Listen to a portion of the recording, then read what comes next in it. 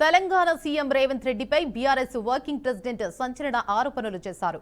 హైదరాబాద్ లో పారిశ్రామిక భూముల రెగ్యులరైజేషన్ పేరుతో సీఎం రేవంత్ రెడ్డి 5 లక్షల కోట్ల స్కామ్ కు తెరలేపారని ఆరోపణలు చేశారు. నగరంలో పారిశ్రామిక భూముల క్రమబద్దీకరణ పేరుతో 5 లక్షల కోట్ల కుంభకోణానికి సీఎం తెరలేపాడని ఆరోపించారు. ఇది దేశ చరిత్రలోనే అతిపెద్ద భూ కుంభకోణమని అన్నారు. ఇక 9,292 ఎకరాల భూమిపై ముఖ్యమంత్రి కన్నేశాడని అన్నారు. కేవలం 30% ప్రభుత్వ రిజిస్ట్రేషన్ విలువ చెల్లించి రెగ్యులైజేషన్ చేసుకోవాలని ఈ పాలసీ ద్వారా కుంభకోణం చేయబోతున్నారని తెలిపారు.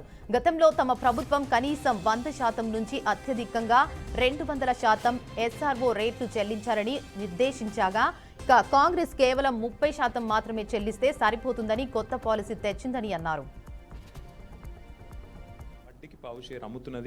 ప్రజలకు ఇవ్వకుండా ప్రజల ఇప్పటికీ 100 సార్లు చెప్పాను. మళ్ళీ నేను చెప్పను. ఇక చెప్తే కూడా బాగుండదు. మళ్ళీ మీరు నాకు తెలుసు మీరు ఏం చేస్తారో. చాలామంది ఇక్కడ ఉండే మీడియా సంస్థలు ఎట్లయిపోయినాయి అంటే ముఖ్యమంత్రి గారిని పాపం మీ అందరు అన్నట్లు కొందరు రక్షణ కవచంలా కాపాడుతున్నారు. కొందరు వాళ్ళకు అనవసరంగా ఇప్పుడు నేను దీని మీద ఎక్కువ మాట్లాడితే అది రాస్తారో దీన్ని రాయారు నాకు తెలుసు. అందుకే నేనేమంటానంటే చట్టం తన పని తాను చేసుకుపోతుంది. నేను ఇదివరకే చెప్పాను ఏ తప్పు చేయలేదని. ఏ తప్పు చేయలేదు.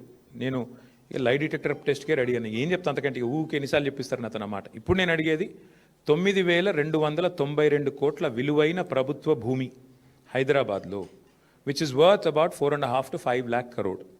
దీని ముఖ్యమంత్రి గారు ప్రభుత్వం ఏ బేసిస్లో అడ్డికి పావు షేర్ అమ్ముతున్నది, ప్రజలకు ఇవ్వకుండా ప్రజల సొమ్మును ప్రైవేట్ వాళ్ళకు కట్టుబెట్టే ప్రయత్నం ఎందుకు చేస్తున్నది? దానికి ప్రధానంగా ప్రభుత్వం సమాధానం చెప్పాలి.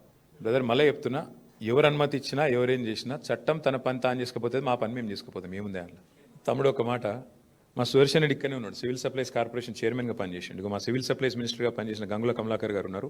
మా రాజ్యసభ సభ్యులు రవిచంద్ర గారు ఉన్నారు. ముగ్గురు పోయినరు.